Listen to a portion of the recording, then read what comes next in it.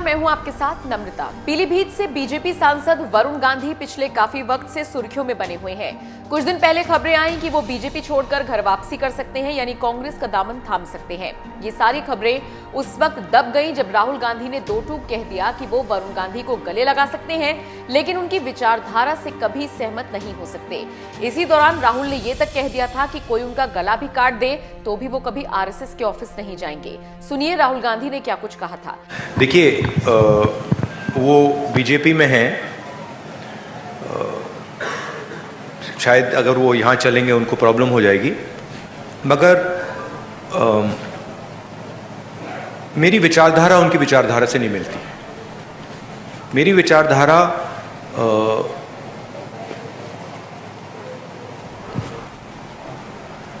मैं आरएसएस के ऑफिस में कभी नहीं जा सकता।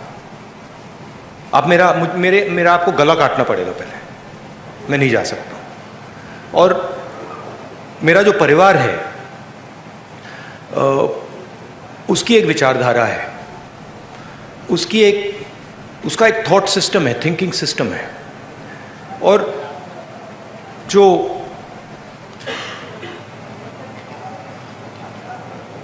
वरुण है, उन्होंने एक समय, शायद आज भी, उस विचारधारा को अपनाया और उस विचारधारा को अपना बनाया, तो मैं उस बात को एक्सेप्ट नहीं कर सकता। मैं जरूर प्यार से मिल सकता हूं, गले लग सकता हूं, मगर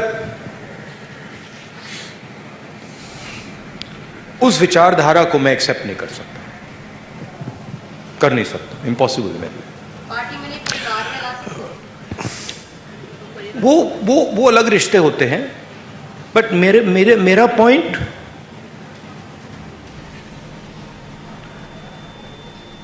आइडियोलॉजिकल लड़ाई चल रही है। अब जैसे ही राहुल गांधी का ये बयान सामने आया, इसने साबित कर दिया कि वरुण गांधी की घर वापसी के आसार तो नहीं है। फिर खबर आई कि वरुण गांधी समाजवादी पार्टी का दामन थाम सकते हैं, लेकिन ये खबर भी उस वक्त अफवाह साबित हुई जब वरुण की मां और बीजेपी नेता मेनका गांधी ने योगी आदित्यनाथ से मुलाकात की। अब खबर ये आ रही है कि बीजेपी से नाराज चल रहे वरुण गांधी को पार्टी ने मंत्री पद ऑफर किया था। एक नहीं, दो बार किया था, लेकिन सांसद ने ये पद ठुकरा दिया था।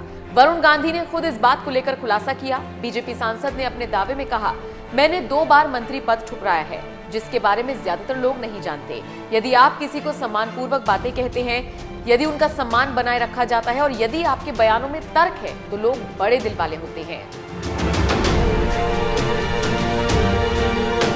पीलीभीत के सांसद ने आगे कहा कि अगर वो शिक्षा मंत्री होते तो वो 4 काम करते। सबसे पहले वो पाठ्यक्रम में बदलाव करते और शिक्षकों की संख्या बढ़ाते। इसके बाद वो लोगों को कुशल बनाने पर पैसा खर्च करते, क्योंकि दक्षिण कोरिया में 94% लोग कार्यकुशल हैं, जबकि इसके विपरीत भारत में सिर्फ 4% लोग ही कुशल हैं।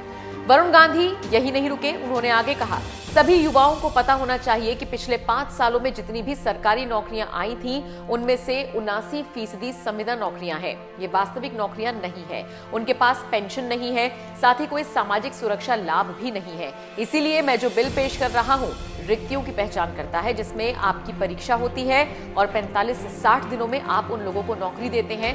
मैंने इसे सामने रखा है और मैंने इस पर कुछ मंत्रियों से बात की है। उन्होंने नई नौकरियां लाने का वादा किया है। वरुण गांधी के इस बयान पर आपका क्या कुछ कहना है? अब आप हमें कमेंट करके अपनी राय जरूर